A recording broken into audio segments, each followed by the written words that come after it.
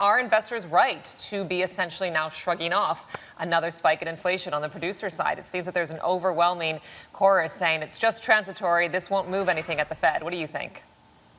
That's what I think. That's what I was saying. I think much of this was expected. It was a little bigger than what we were planning to happen, but this style was very much on the minds of the Fed for the last 4 or 5 months.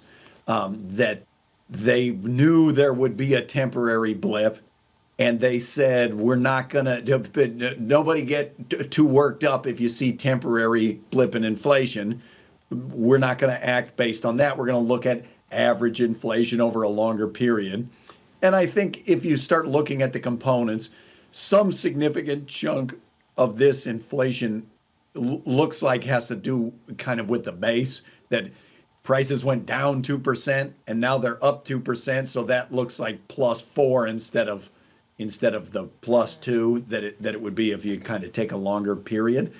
And so I'd say there still would need to be another shoe to drop before investors would be thinking that this is permanent.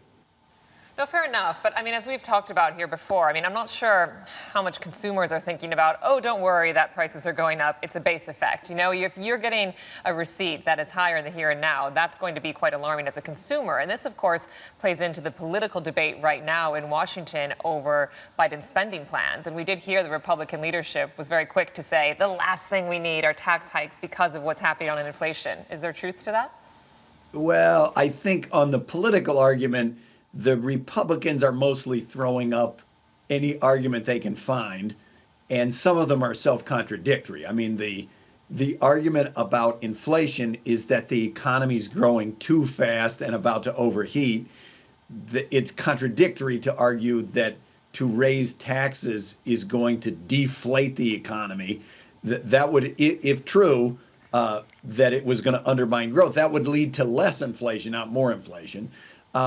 I think that for sure, you're right, the consumers are upset, particularly gasoline, which is such a big public price in the United States. With gasoline prices as high as they have gotten, there's a lot of consternation and hand-wringing about the inflation. The question is, if prices are up 5%, are they going to be up another 5%? And that's where this being transitory, not sustained, comes in. I think as you go out of the kind of collapse that we had into this comeback phase, you're going to have bottlenecks. I mean, and you're seeing them across the board, but thus far it doesn't look permanent.